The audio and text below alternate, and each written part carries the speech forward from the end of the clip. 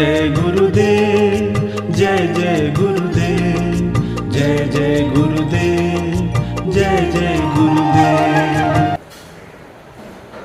श्रीमद् करुणा सागर महाराज की जय। श्री कैवल धाम की, श्री अविचलदास जी महाराज की जय।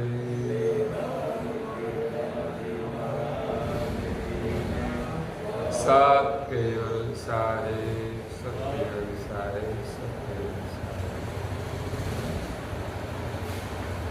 परम गुरु श्रीमद् करुणा सागर महाराज श्री रचित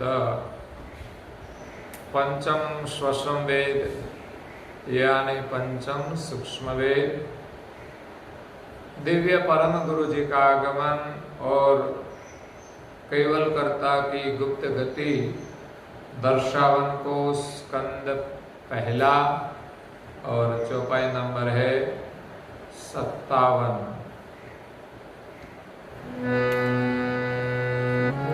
हे अंत सकला घट प्रणव को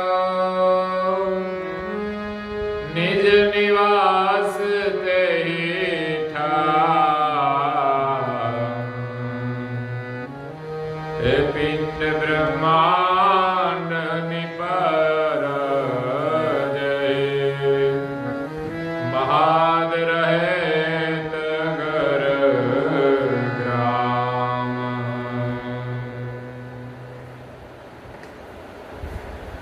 प्रेमी भक्तजनों, ज्ञान संप्रदाय के आद्य स्थापक अनंत ब्रह्मांडाधीश केवल कर्ता के परम विशेष अंश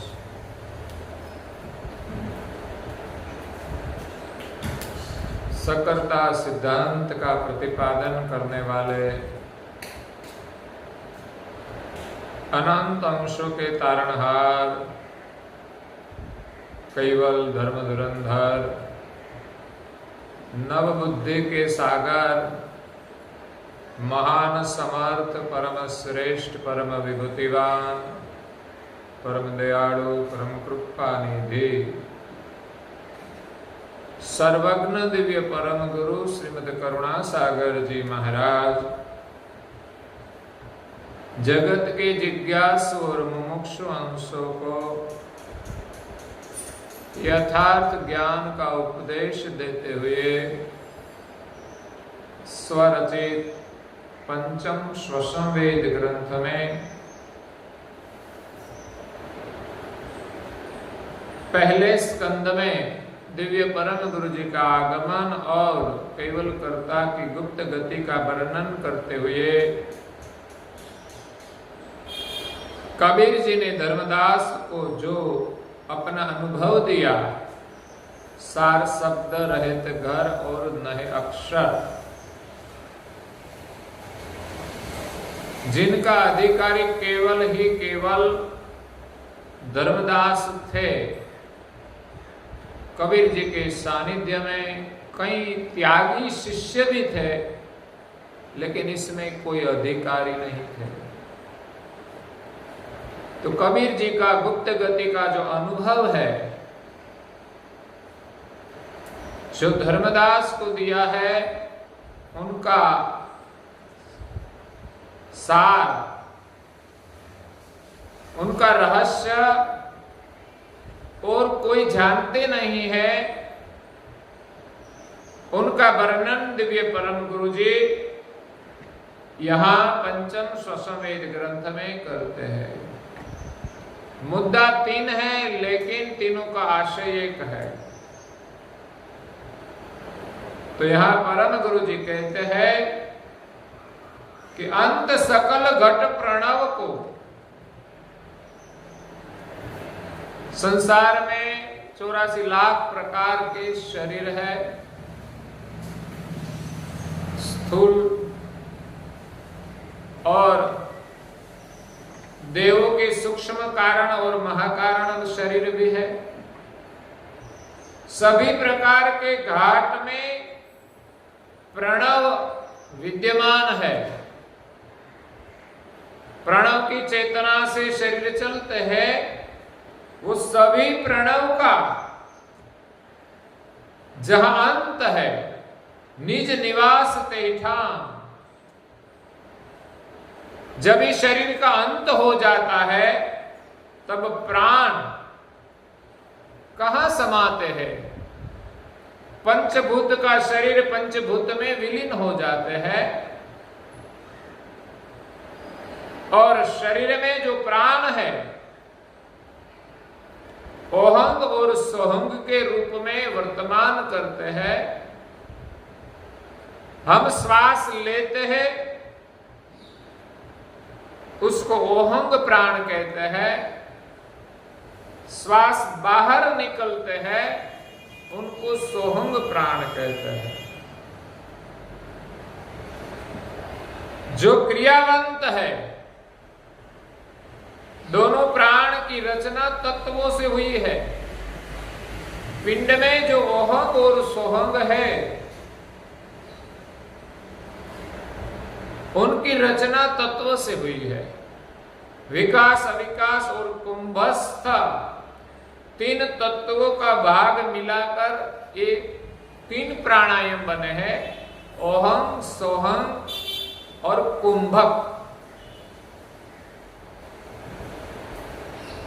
ओहंग में 8 भाग अविकास का है, एक भाग विकास और कुंभस्थ का है। सोहंग में 8 भाग विकास का है और एक भाग अविकास और कुंभस्थ का है। और कुंभस्थ प्राणायाम में 8 भाग कुंभस्थ महातत्व का है और 2 भाग विकास और अविकास का है। तो जब ये शरीर नष्ट हो जाता है तब ये प्राण कहां समाते हैं? बाहर के प्राण में। लेकिन वो जो ठाव में निवास करते हैं, पिंड ब्रह्मांड नहीं पर जेही, पिंड का भी प्राण है।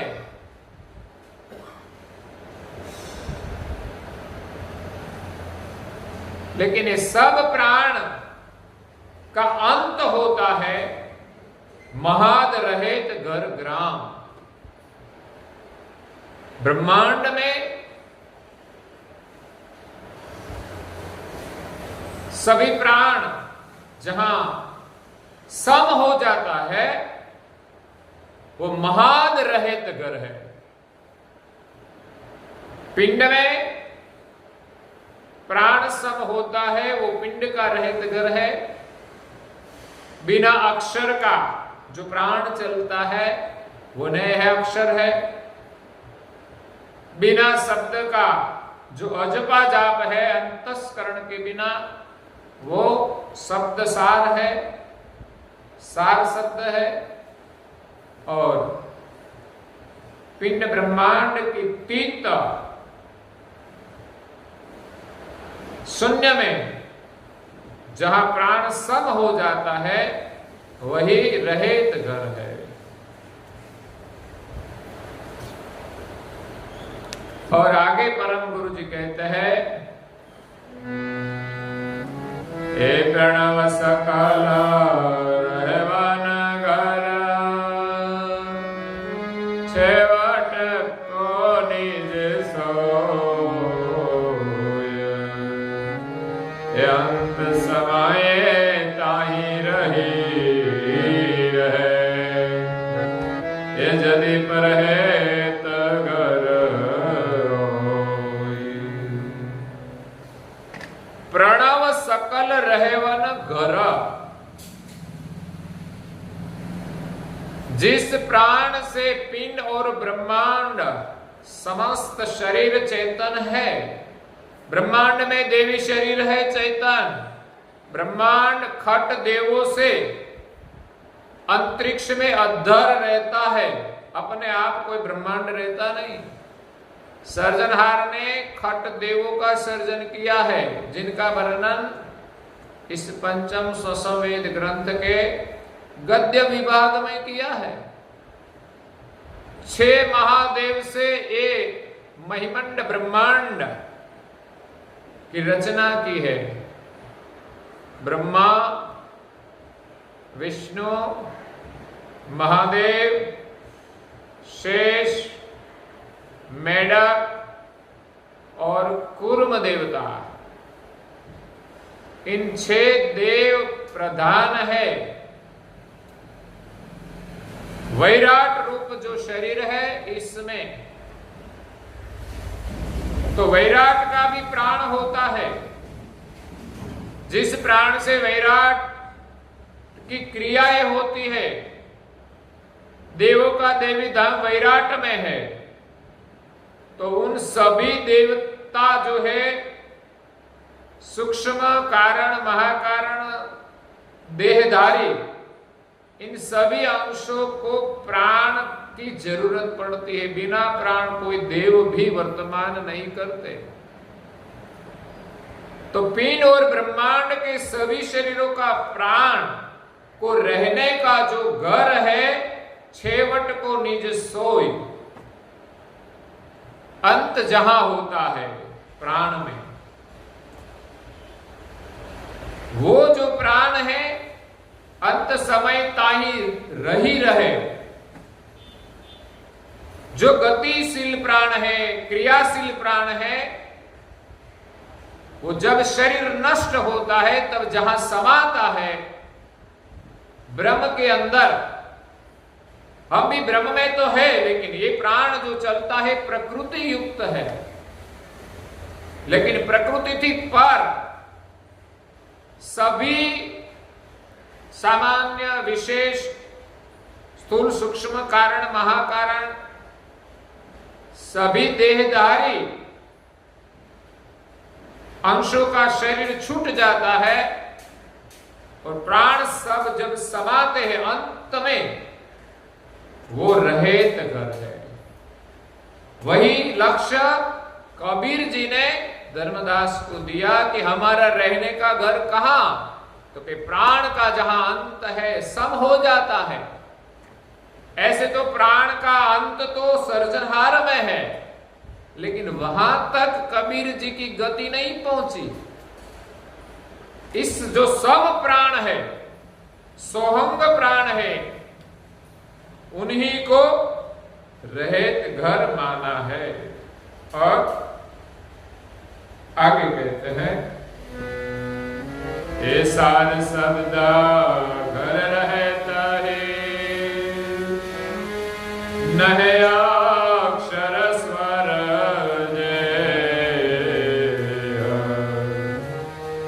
गुणगत गुंज कबीर के,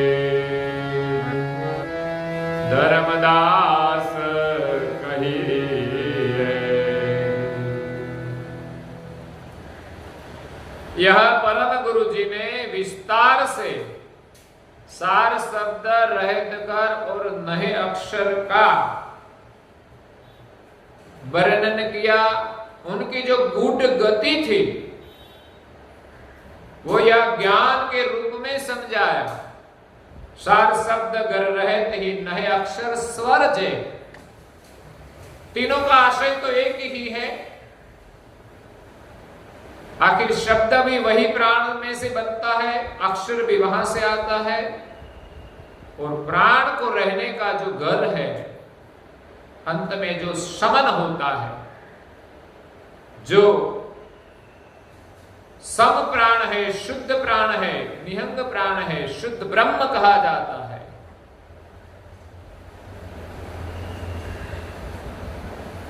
ऐसे तो ब्रह्म एक ही है, लेकिन जहां तक प्रकृति का विस्तार है वो ब्रह्म प्रकृति युक्त है, और प्रकृति से पर जो ब्रह्म है वो शुद्ध प्राण, उनको सोहंग ब्रह्म कहते हैं। हर एक महापुरुष का लक्ष्य वही रहा है। अकर्ता ब्रह्म का लक्ष्य भी वही है कि जो सोहंग ब्रह्म है, शुद्ध ब्रह्म है, वही परमेश्वर है, और हम सब ब्रह्म है।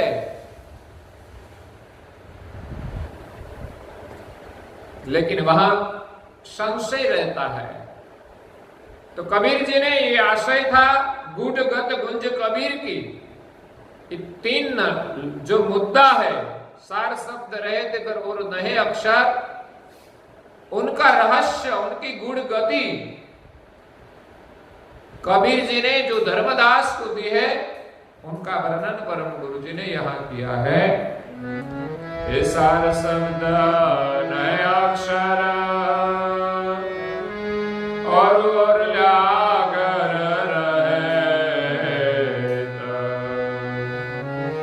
रहे पर निज अंकुर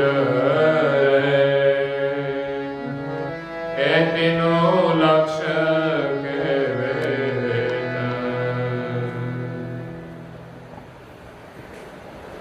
सार शब्द नहे अक्षर और ल्या रहे घर रहे, और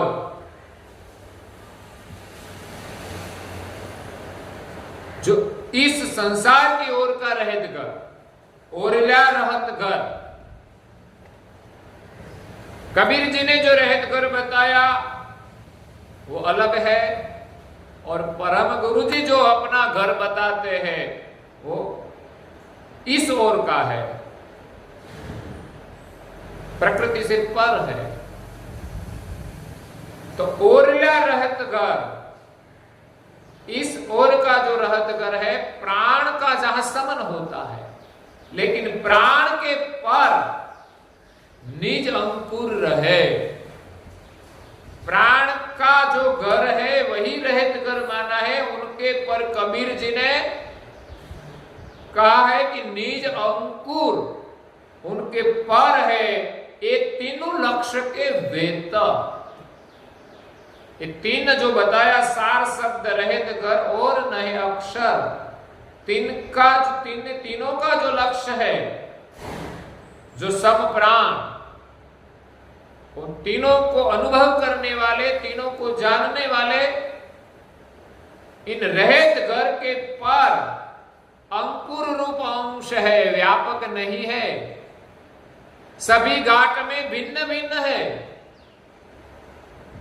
यही चैतन्य का लक्ष्य कबीर जी ने अनुभव किया है कि हम इस तीनों लक्ष्य को जानने वाले हैं। और आगे परम गुरु जी कहते हैं, देवेंदा वित जन मना सतहित उत करता सोगति को से नबाके हो रह कबीर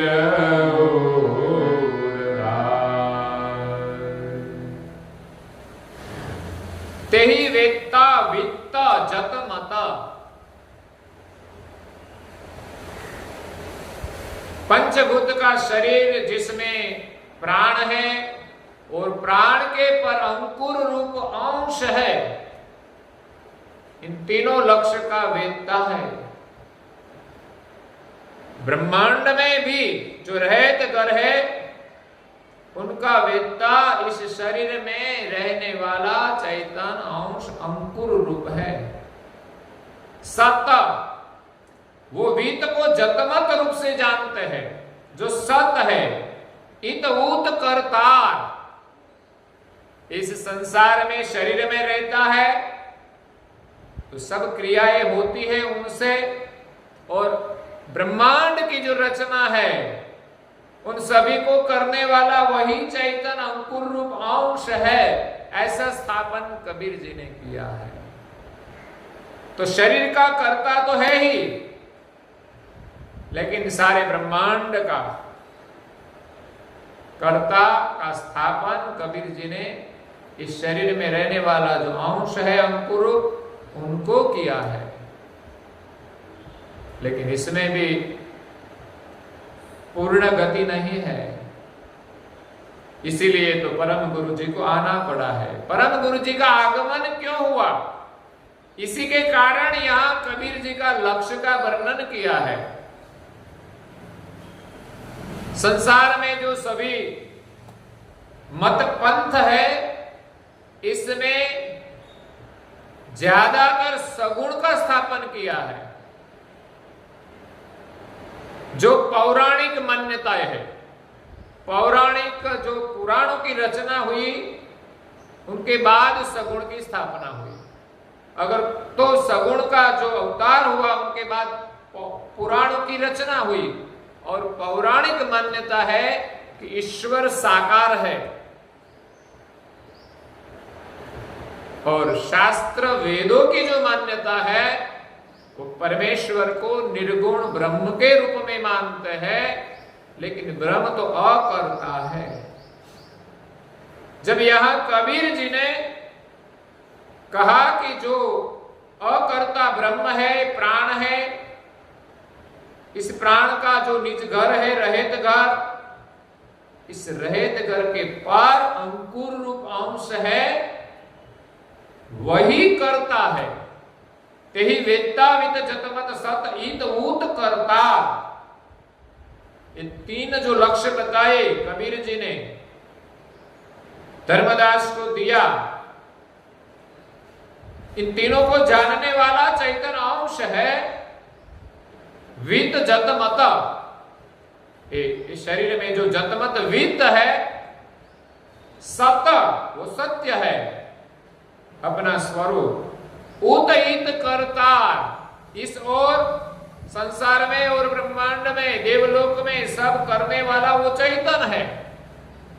आखिर ब्रह्मांड के अंदर जो देवताएं हैं वही काम करते हैं ना, तो वो अंश ब्रह्मांड का काम करते हैं।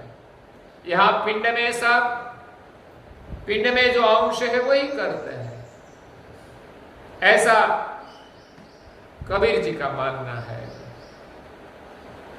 लेकिन हम कौन है वो तो पता ही नहीं है। तो सृष्टि कैसे बनी वो भी पता नहीं है। लेकिन हम इस शरीर से अलग है, ऐसा स्थापन सिर्फ ही सिर्फ संत कबीर जी ने किया है। इससे पहले किसी ने नहीं कहा। सब अपने अपने को ब्रह्म ही मानते हैं, लेकिन ब्रह्म की पार जो कोई गए हैं तो वो कबीर जी गए हैं, और परम गुरु जी उसके साथ अखा जी का नाम लेते हैं। अखा और कबीर ने वेद की पार रास्ता बनाया है, उसका स्थापन किया है। इस शरीर में जो चैतन्य है उसका निर्णय तो किया, लेकिन इस सृष्टि के सृजनहार कौन है उनका स्थापन नहीं हुआ है। तो सृजनहार अनेक तो नहीं हो सकते, क्योंकि सभी शरीर में चैतन्य अंश तो भिन्न भिन्न है। इसलिए इस शरीर में तीन लक्ष्य का जानने वाला वेत्ता चैतन्य अंकुर है, ऐसा स्थापन किया है। सो गति काहू से न भाखे हो, इस गति का वर्णन कबीर जी ने किसी को कहा नहीं है। इसलिए संसार में ये ब्रह्म की मान्यता ही रही है। कोई जानते ही नहीं कि चैतन्य अंकुर अलग है। रहे कबीर ऊर्धार, ये चैतन्य का जो लक्ष्य है वो कबीर जी ने अपने हृदय में ही धारण करके रखा है। वो तो शायद धर्मदास को भी नहीं दिया। धर्मदास को तीन लक्ष्य दिया, सार शब्द रहे घर नहे अक्षर, लेकिन चैतन्य का जो लक्ष्य है वो तो कबीर जी ने अपने हृदय में ही धारण किया है। और कहते हैं हे खुद से आवनगत ते सामर्थ्य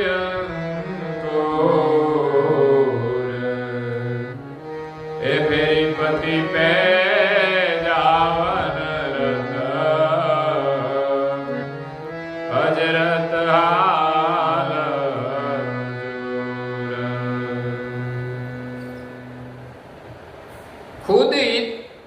खुद से इत आवन गता। खुद का अर्थ है सर्जनहार, स्वामी। खुद सर्जनहार के सानिध्य से इस संसार में आने वाला जो अंश है ते सामर्थ अंकुर। ये सामर्थ अंकुर में है। निज धाम से जो आया है वो आने की जो गति है उनका अनुभव करने का सामर्थ अंकुर में है। बिना अंकुर को जाने बिना कोई अंश खुद मालिक की पहचान नहीं कर सकता, उसका अनुभव भी नहीं कर सकता। चाहे कई महापुरुषों ने साधना की, तपस्या की, सदगुरु की शरण में जाकर वो नहे कर्मी बन गए और ब्रह्म के साथ एकता करके निश्चिंत हो गए, लेकिन अंकुर का अनुभव किए बिना वो निज कर्ता की पहचान नहीं कर सकते। खुद को मानते हैं सर्जनहार, तो फेरी पति पे जावन रत। जो निज धाम से सभी अंश आए हैं उनको फिर सर्जनहार के पास जाने का जो प्रेम है, हजरत हाल हजूर, वो तो सभी घाट में प्रत्यक्ष जो विद्यमान है इसमें ही है। सर्जनहार का जो प्रतीक है उनका कोई सैंपल है तो वो प्रत्येक घाट में विराजमान चैतन्य अंश है। इसमें ही सामर्थ्य है खुद घर पे जाने का और वहां से यहां आने का। इसी के अलावा कोई ब्रह्म का अनुभव भी हमें निज घर नहीं पहुंचा सकता। हाँ, वो अनुभव महान है जहां माया की पहुंच नहीं है, अंश निर्मल हो जाते हैं, तब सभी अंश ऐसा मानते हैं कि हम ही परमेश्वर है। जब हम निर्मल हो जाए तो ऐसा मानते हैं कि हम ही परमेश्वर है, हम ही निर्मल ब्रह्म है, हम सच्चिदानंद परमात्मा है। सच्चिदानंद अहम ब्रह्मस्मि मानते हैं, अयम अहो निर्मल मानते हैं, तम पद तदपद असित पद मानते हैं, जो चार वेद का सार है। लेकिन चार वेद का सार रूप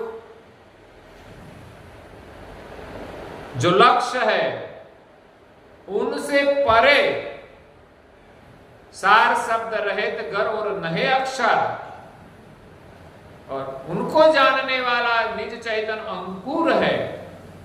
उनकी गति का लक्ष्य किसी के पास नहीं है। संसार में जो लक्ष्य है वो अकर्ता ब्रह्म का है और उपासना सगुण की है। इसलिए संसार में जो गुरु है उसने जो लक्ष्य दिया है, लक्ष्य के अनुसार सभी उनके उपासक देव और देवियों की उपासना करते हैं। इसमें तीन देव ब्रह्मा विष्णु महादेव, उनसे आगे कोई गया तो शक्ति की उपासना है और उनसे आगे निरंजन की उपासना करते हैं। लेकिन कोई सद्गुरु जो मिले तो वो चैतन्य स्वरूप का अनुभव कर सकते हैं, और इस चैतन्य के अनुभव से आगे कोई परम गुरु जो मिल जाए तो हमें कर्ता की पहचान कराते हैं। इसलिए परम गुरु जी का आगमन क्यों हुआ, उनका भेद यहां ज्ञान मार्ग से बताया है, और आगे कुछ वर्णन करते हैं वो हम कल सुनेंगे। और आज के प्रवचन को यहाँ विराम देते हैं। श्रीमद् करुणा सागर जी महाराज की, श्री कैवल धाम की जय, श्री अविचल दास जी महाराज की।